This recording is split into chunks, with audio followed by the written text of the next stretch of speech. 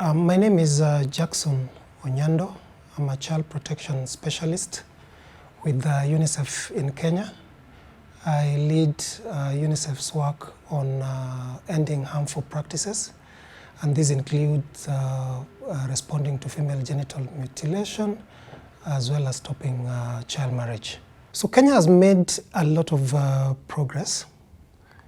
I must say, we have moved from a prevalence of 38% in 1998 to 21% in 2014 to now 15% in 2022, from the recent data. However, we've seen some emerging trends which we think are challenges. One is that we've seen the age of cutting come down. Initially, communities would perform FGM to girls around 10 to 14, but we are now increasingly seeing young girls as young as 5 years undergoing FGM. The second challenge that we face is cross-border FGM, where communities that live along the borders cross to the neighboring countries to perform the act and then come back. We see that a lot with the communities around Tanzania border, Uganda border, and Somalia border.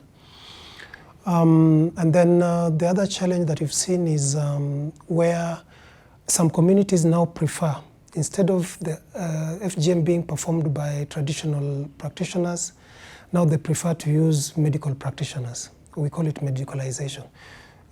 So 14% of all the cases that we see are actually performed by either a doctor, a midwife, or a nurse. In the disguise that communities think that it is safer when it is conducted by a professional. Yet, from our perspective, it is still an abuse to a child, and whatever form of it should really stop. And then lastly, in the recent past, we've also seen complications arising from the humanitarian programming, the drought.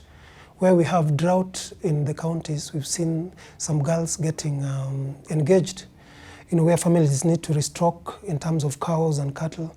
They are forced to sell off their daughters. And because those communities, you can't marry off a girl without undergoing FGM, then those girls then eventually tend to undergo the act. As UNICEF now, in partnership, we work with local organizations.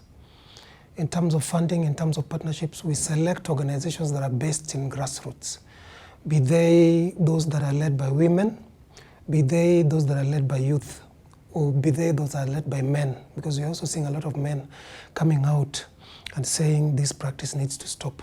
And we found that it is useful to work with those who come from that specific area.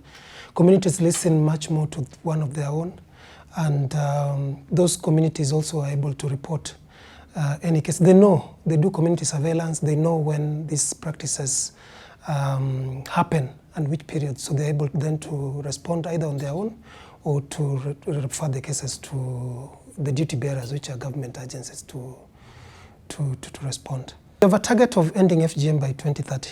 That is a goal that has been set by world leaders, and Kenya is a subscriber to SDGs.